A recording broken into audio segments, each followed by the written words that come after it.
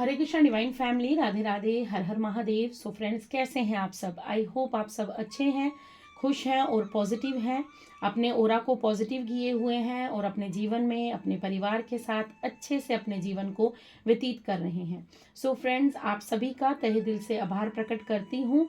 आप सभी जो वीडियोस को लाइक कर रहे हैं, शेयर कर रहे हैं, चैनल को सब्सक्राइब कर रहे हैं और मुझे इतनी सारी ब्लेसिंग्स सेंड कर रहे हैं और अपने लिए भी रीडिंग को क्लेम कर रहे हैं, आप यूनिवर्स से कनेक्शन बिल्ड कर रहे हैं। सो आप सभी का तहे दिल से आभार प्रकट करती हूँ और बहुत ही सुंदर सुंदर मैसेजेस, बहुत ही प्यार भरे मैसेजेस आप जो सेंड करते हैं उसके लिए मैं तहे दिल से आप सभी की आभारी हूँ। सो फ्रेंड्स, आज एकादशी है, मोक्षदा एकादशी की आप सभी को हार्दिक शुभकामनाएं। और आज ही के दिन कुरुक्षेत्र में भगवान श्री कृष्ण ने अपने शिष्य अर्जुन जी को गीता सुनाई थी, गीता के उपदेश सुनाए थे। सो बहुत ही बड़ा दिन है, शुभ दिन है। सो आज के दिन भगवान श्री कृष्ण आपसे कहना चाहते हैं कि तुम्हारे रुकने का नहीं, तुम्हारे बैठने का नहीं, ये उठने का समय है। मतलब आपको निर्णय लेने के लिए भगवान श्री कृष्ण कह रहे हैं। जो डाउनलोड आपके लिए है वो यही है कि भगवान श्री कृष्ण आपको यहाँ पर ये मैसेज देने आए हैं कि तुम हिम्मत मत हारो, तुम्हारा ये उठने का समय है।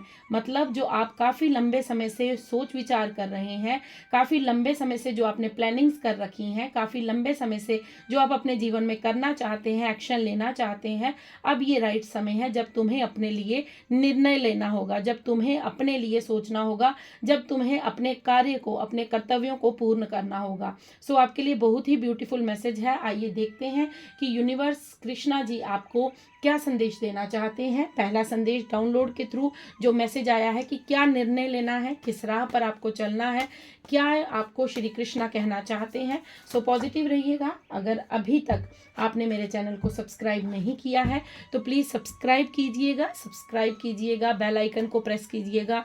और जैसे आप सुंदर सुंदर कमेंट्स भेज रहे हैं, मुझे ब्लेसिंग सेंड कर रहे हैं, सो यूं ही करते रहिएगा। आपका और मेरा प्यार हमेशा यूं ही बना रहे। Thank you so much. Thank you Krishna ji. ओम नमो भगवते वासुदेवाय, ओम नमो भगवते वासुदेवाय, ओम नमो भगवते वासुदेवाय। Thank you so much. Thank you angels, thank you divine angels, thank you spirit guides, thank you my ancestors, thank you so much. Thank you Veer Bajrang Bali, thank you Siya Ram ji, thank you so much, thank you so much. बताइए क्या message है। ओम कृष्णाय वासुदेवाय हरे परमात्मने प्रणतः क्लेशनाशाय गोविंदाय नमो नमः। Okay, सो आपके लिए message आ चुके हैं। फर्स्ट कार्ड आपके लिए इनडिफरेंट का है। नेक्स्ट कार्ड आपके लिए है freed from attachment, fear and anger. उसके बाद आपके लिए कार्ड है फॉल्टलेस का, देन रिस्पेक्टफुल का। ओके, एक कार्ड और चाहिए, एक कार्ड कम है, एक कार्ड और चाहिए। थैंक यू कान्हा जी, एक कार्ड और दीजिए प्लीज़, एक कार्ड और दीजिए, मैसेज क्लियर कीजिए। फॉल्टलेस से क्या बताना चाहते हैं आप, फॉल्टलेस से क्या बताना चाहते हैं। ओके ओके,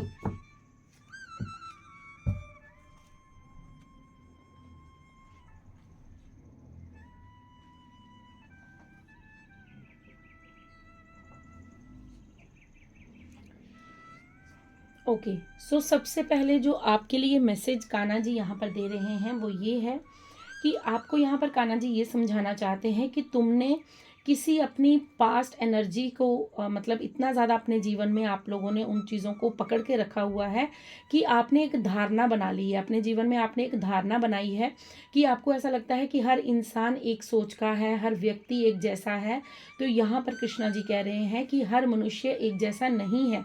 अगर तुम किसी चीज़ को पाना चाहते हो, अगर तुम्हें कुछ लगता है कि अपने जीवन में कोई बदलाव लाना चाहते हो तो तुम्हें आगे बढ़ना होगा।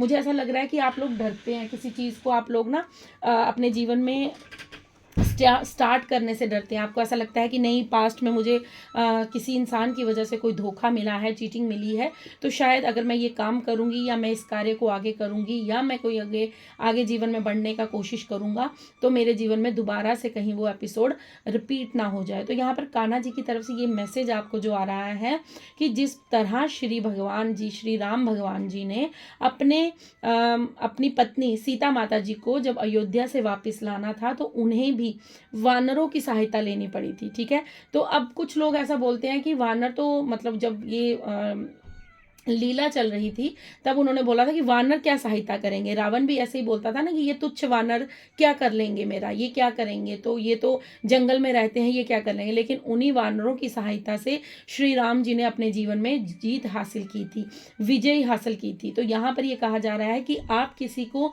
जज नहीं कर सकते कि अगर वो छोटा दिखता है या फिर उसका कोई इतना उतना ओहदा नहीं है, इतनी कोई पावर नहीं है, तो वो आपकी मदद नहीं कर सकता। ऐसा नहीं होता। कई बार आपको जो इंसान है वो जब आपको ऐसा लगता है कि नहीं ये मेरी मदद नहीं कर सकता, तो उसके पास इतना ज्ञान होता है, वही इंसान आपकी मदद करके चला जाता है। वो कुछ भी हो सकता है। सो आपको यहाँ पर कहा जा रहा है कि हर इंसान एक जैसा नहीं होता।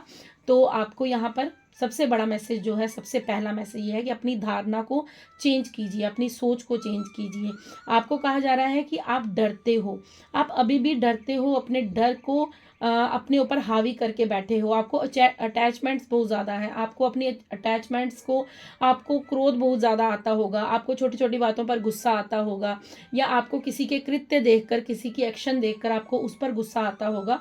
सो आपको यहाँ पर कहा जा रहा है कि आपको अपनी अटैचमेंट को, अपने फियर को और अपने एंगर को त्यागना होगा। ठीक है, क्यों त्यागना होगा, क्यों ऐसा बोल रहे हैं श्री कृष्ण?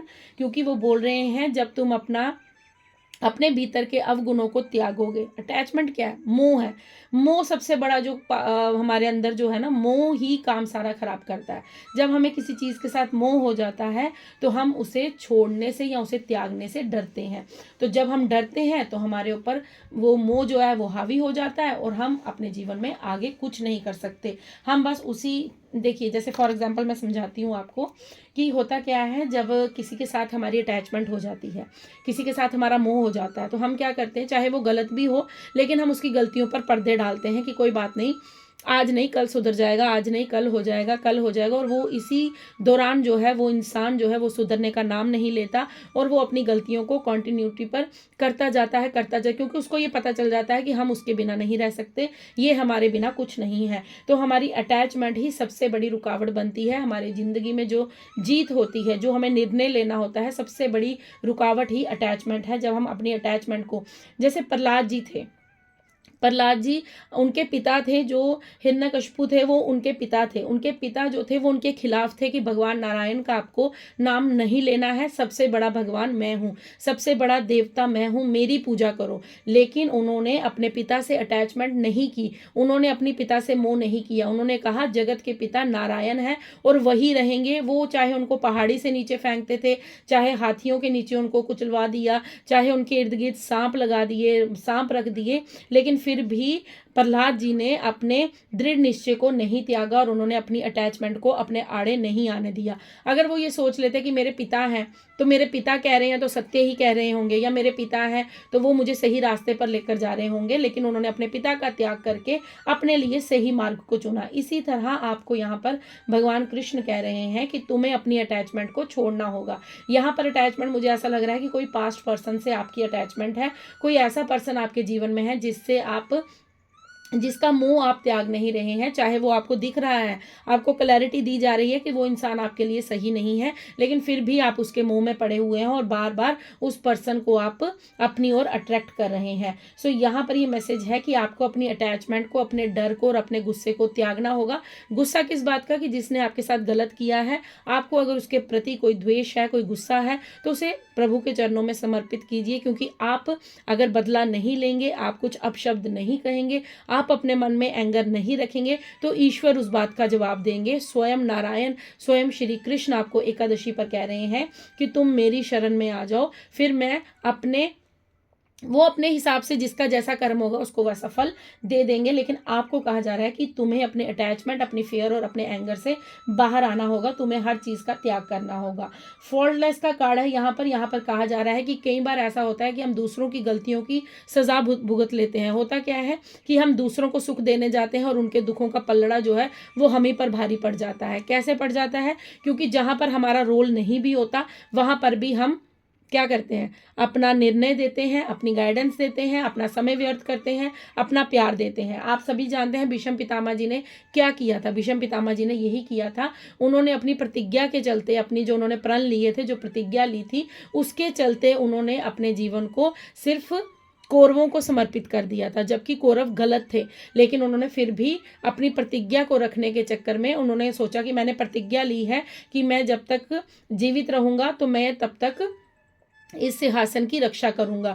तो उसी तरह यहाँ पर कहा जा रहा है कि हो सकता है आप किसी गलत इंसान के टच में थे या किसी गलत परिस्थिति में थे, जहाँ पर आपने उस इंसान का तो भला किया लेकिन आपने उसकी सज़ा भुगती है, आपने उसके कर्मा को अपने ऊपर हावी किया है। क्यों किया है? क्योंकि वहाँ पर आपका बोलना नहीं उचित था, वहाँ पर आपको उसको समझाना चाहिए था, लेकिन आप उसकी गलतियों को पर्दा डालते गए, आप उसको गलत करने के लिए रोकते नहीं थे। सो कहीं ना कहीं वो चीज़ जो है वो आप पर बैकफायर हुई और वहाँ पर आपने उसका जो नुकसान है वो अपने जीवन में झेला है। विदाउट मटेरियल पोसेशन का कार्ड है। यहाँ पर कह रहे हैं कि तुम अपनी भक्ति करते रहो, तुम अपने कर्म करते रहो, तुम अपने लिए जो भक्ति मार्ग तुमने चुना है, ठीक है, जो तुम अपने लिए रिचुअल्स कर रहे हो, पूजा पाठ कर रहे हो, मेरी शरण में हो, तो तुम करते रहो, लेकिन तुम्हें वो सब चीज़ें निस्वार्थ भाव से करनी है। तुम्हें उसके लिए ये नहीं सोचना है कि मैंने आज नाम जप किया और मुझे इसके बदले क्या मिलेगा, मैंने किसी को दान किया तो मुझे इसके बदले क्या मिलेगा, मैंने किसी का भला किया तो मुझे इसके बदले क्या मिलेगा। क्योंकि तुम एक आध्यात्मिक पुरुष हो या स्त्री हो,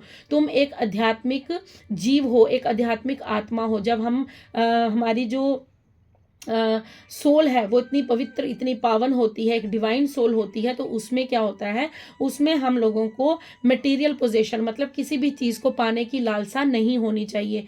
हमें जो मिलेगा वो ईश्वर कृपा से मिल जाएगा, अभी तक मिला है तो आगे भी मिल जाएगा। अगर ईश्वर किसी पक्षी को, सोए हुए पक्षी को भी उल्टा लटके हुए पक्षी को भी गिरने नहीं देते, तो हम तो इंसान हैं। जब कोई भी पक्षी अपने पिंजरे में वापस जाता है या अपने घोंसले में वापस जाता है तो उसके लिए भोजन का इंतज़ाम ईश्वर पहले से ही करके रखते हैं। सो उसको सिर्फ तलाशने की ज़रूरत होती है, वो सिर्फ अपने पंख पसारता है, उड़ता है और उस दाने को चुगकर अपने घर में ले आता है, अपने बच्चों के लिए, अपनी फैमिली के लिए या खुद के लिए। तो इसी तरह आपको कहा जा रहा है कि आप अपनी जर्नी में आगे बढ़ो। इसीलिए ये डाउनलोड था कि आपको अपने जीवन में निर्णय लेना है कि आपको चाहिए क्या। आपको मटेरियलिस्टिक चीज़ें चाहिए, आपको अपनी सुख सुविधा चाहिए, या आपको एक ऐसा अपनी मंजिल चाहिए जहाँ पर आपके जीवन के हर कष्ट, हर दुख जो है वो समाप्त हो जाए। तो वो मंजिल क्या है? वो ईश्वर का नाम है। वो मंजिल क्या है? आपका कर्म है। वो मंजिल क्या है? मेरे परमात्मा, मेरे श्री कृष्ण, मेरे शिव शक्ति, राधा रानी, सिया राम जी, वीर बजरंगी, उनके चरण कमल है। सो आप जिन्हें भी मानते हैं, ईश्वर, अल्लाह, जीसस, वाहेगुरु, आपको उनकी शरण में आना होगा। आपको अपना अटैचमेंट, अपना एंगर, अपना फेयर जो है वो त्यागना होगा।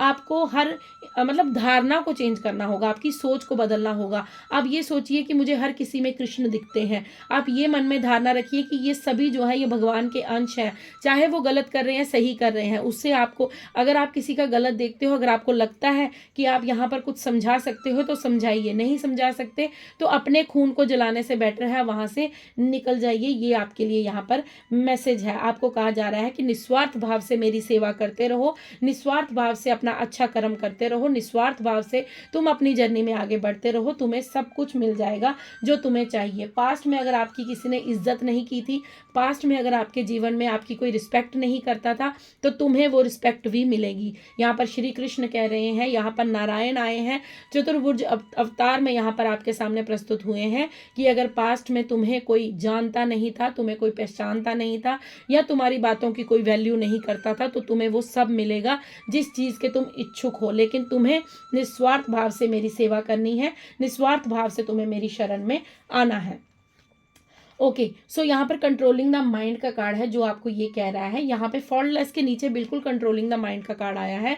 सो यहाँ पर सबसे बड़ा मैसेज यूनिवर्स यही दे रहे हैं, कान्हा जी, कृष्णा जी यही दे रहे हैं आपको कि आपको अपने मन को नियंत्रण में रखना है। आपकी इंद्रियां जो आपको कहती हैं, आपका मन जो आपको अगर गलत दिशा में लेकर जा रहा है तो उसे कंट्रोल कीजिए, उसे रोकिए कि नहीं ये काम गलत है। सही और गलत के बीच में बैलेंस करना सीखिए, अच्छे और बुरे के बीच में बैलेंस बैलेंस करना सीखिए, धर्म और अधर्म के बीच में बैलेंस करना सीखिए। अगर आपको लगता है कि ये कार्य धर्म का है तो उसे डेफिनेटली कीजिए, उसके लिए निर्णय लीजिए, उठिए। अब ये समय आ चुका है जब आपको निर्णय लेना होगा। अब आपको वो ज्ञान अर्जित हो चुका है, अब आपको वो समझ आ चुकी है जो पास्ट में आपके पास नहीं थे, क्योंकि आप भूल चुके थे, आप उस नॉलेज को भूल चुके थे। आप बस किसी ऐसे पर्सन का साथ दिए जा रहे थे जो आपके साथ गलत कर रहा था, जो आपको छल रहा था, या जो आपके जीवन में उत्पात मचा रहा था, या जो आपके जीवन में अपनी गलतियों का भार आपके ऊपर डाल रहा था। लेकिन अब आप इस चीज़ को समझ चुके हैं, अब तुम्हारा मन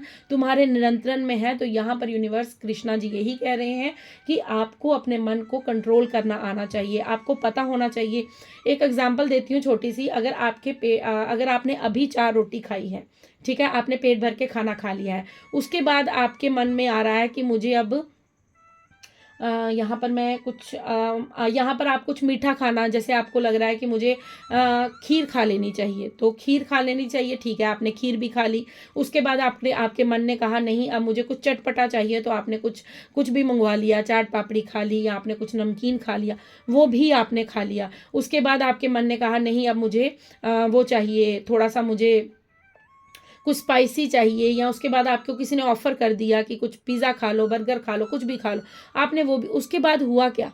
आपने अपनी मन की नहीं सुनी, क्योंकि आपका मन आपको आवाज़ दे रहा था कि बस अब मेरी हद यहीं तक है, इससे ज़्यादा मैं कुछ नहीं खा सकता। लेकिन आपने अपनी मन की नहीं सुनी, अपने मन को नियंत्रण में नहीं किया। जो आपकी इंद्री कहती गई, आपकी आंखों को अगर पिज़्ज़ा अच्छा लगा तो पिज़्ज़ा खा लिया, आपकी आंखों को अगर चटपटा कुछ अच्छा लगा तो वो खा लिया, अगर आपकी आंखों को जो भी आपको अच्छा लगा वो खा लिया। तो उससे क्या हुआ? आपका पेट अपसेट हो गया, आपका जो डाइजेशन था वो खराब हो गया, आपको वॉमिटिंग हो सकती है, आपको कोई प्रॉब्लम हो सकती है। तो यहाँ पर ये छोटी सी एग्जांपल दे रही हूँ कि आंखें बहुत कुछ देखती हैं, मन बहुत कुछ करता है करने को, लेकिन जो सही है वो कीजिए। अपने मन को, अपनी इंद्रियों को अपने कंट्रोल में रखिए। जो अच्छा है वो देखिए, जो अच्छा है वो सुनिए, जो अच्छा है वो बोलिए, जो ग्रहण करना है, जो अच्छी बातें ग्रहण करनी है, जो अच्छे विचार आपको लेने हैं वो कीजिए। ऐसा नहीं है कि मन ने कहा कि आज ये कर लेते हैं तो कर लिया। अगर वो धर्म का कार्य है तो कीजिए, अगर आपको लगता है कि नहीं ये अधर्म का कार्य है, मुझे नहीं करना चाहिए, तो खुद को वहाँ पर रोक दीजिए। यहाँ पर आपके लिए ये मैसेज है, क्योंकि पास्ट में आपने ऐसा कुछ ज़रूर किया है जो आपके जीवन में आपके ऊपर ही भारी पड़ा है। आपने उसका बहुत बड़ा जो है वो नुकसान झेला है अपने जीवन में। यहाँ पर कह सकती हूँ कि आपने बहुत बड़ा जो है अपने जीवन में उस चीज़ का नुकसान झेला है। आप बहुत बड़े भयंकर दर्द से गुजरे हैं। अपनी इंद्री को कंट्रोल नहीं किया आपने। जब आपका मन आपको आवाज़ दे रहा था कि यहाँ पर थम जाओ, यहाँ पर रुक जाओ, यहाँ पर ये डिसीज़न मत लो, लेकिन आपने अपने जीवन में कुछ ऐसे डिसीज़न लिए हैं जब आपने अपने मन की अपनी इंद्रियों को कंट्रोल में नहीं किया, जब आपने अपने मन को वश में नहीं किया, तो आपने अपने जीवन में कुछ ऐसा फेस किया है जिसका दर्द शायद आप बयान नहीं कर सकते, जिसका दर्द आपके अंदर जो है वो आपको अंदर ही अंदर खाता रहता है। तभी यहाँ पर आया था message attachment, fair and anger का, क्योंकि वो दर्द आपको अंदर से खा रहा है और उसी इंसान के साथ आपका अटैचमेंट भी, उसी वस्तु के साथ आपका अटैचमेंट बहुत ज़्यादा है। आप वहाँ से बाहर नहीं निकल पा रहे हो। क्यों नहीं निकल पा रहे हो? क्योंकि आपको उस इंसान के प्रति बहुत गुस्सा है। आपको ऐसा लगता है कि इस इंसान को इसके करने की सज़ा कब मिलेगी। तो आपको यहाँ पर कान्हा जी कह रहे हैं, कृष्णा जी कह रहे हैं, क्योंकि प्रहलाद जी ने ये कभी नहीं सोचा था कि उनके पिता को उनके कर्मों की सज़ा कब मिलेगी। वो सिर्फ अपनी भक्ति करते थे, वो सिर्फ अपनी भक्ति पर फोकस करते थे, वो कभी भी किसी का बुरा नहीं सोचते थे। यहाँ पर तभी ये कार्ड था विदाउट मटेरियल पोजेशन, कि तुम्हें निस्वार्थ भाव से अपनी भक्ति करनी है। ये नहीं सोचना है कि मैं भक्ति कर रही हूँ, या मैं भक्ति कर रहा हूँ, या मैं अध्यात्म के रास्ते पर हूँ, तो ये करते ही मैं दूसरे को दिखाऊंगा कि मैंने कितना बड़ा जो है वो झंडे गाड़े हैं, या मैंने अपने जीवन में क्या अचीव किया है, या मेरे कर्मा से किसी का नुकसान होगा। ऐसा नहीं होगा। आपको यहाँ पर ये क्लियर मैसेज दिया जा रहा है कृष्णा जी की तरफ से कि तुम्हें सिर्फ अपना कर्म करना है। ये मैसेज मुझे लग रहा है शॉर्ट वीडियोज़ में भी आया था कि तुम्हें अपने अच्छे कर्मास करते रहने हैं। हमारे अच्छे कर्मा से दूसरों का बुरा हो ऐसा हम नहीं सोचते, और ना ही हमें सोचना चाहिए। और आप इतनी ब्यूटीफुल सोल्स हैं, आप नहीं सोचते हैं, लेकिन एकादशी पर आपको जो मैसेज दिए जा रहे हैं वो हो सकता है आने वाले टाइम में आपको हेल्पफुल हो, या फिर अगर आपके मन में कोई ऐसा विचार आ रहा है तभी यहाँ पर कंट्रोलिंग द माइंड का कार्ड है कि अपनी इंद्रियों को वश में कीजिए, अपनी इंद्रियों पर कंट्रोल रखिए। अगर हो सकता है, क्योंकि हम मनुष्य हैं, मनुष्य किसी भी दिशा में आगे बढ़ जाता है, किसी भी बात को अपने दिल से लगा लेता है और फिर वो धर्म अधर्म नहीं देखता, सत्य असत्य नहीं देखता, पाप पुण्य नहीं देखता, झूठ सच नहीं देखता, वो बस उसके पीछे चला जाता है, क्योंकि यही माया है। तो हमने इस माया के चक्र को काटना है, और काटना किसने है? श्री कृष्ण ने काटना है। तो अगर हम श्री कृष्ण की शरण में होंगे तो हम इस माया के चक्र को काट पाएंगे। इसीलिए यूनिवर्स, इसीलिए ब्रह्मांड, इसीलिए श्री कृष्ण आपको एकादशी पर ये मैसेज दे रहे हैं कि निर्णय लो, उठो, ये बैठने का समय नहीं है। अगर आप अभी भी बैठकर सोच विचार कर रहे हैं, अगर आप यही सोच रहे हैं कि हर इंसान एक जैसा है, हर मनुष्य एक जैसा है, मेरे पास्ट में ऐसा हो गया, मेरे पास्ट में ऐसा हो गया, या फिर इस इंसान को इसके बुरे कर्मों की कब सजा मिलेगी, इसने मेरे साथ ऐसा किया, इसने मेरे साथ ऐसा किया, तो ऐसा नहीं है।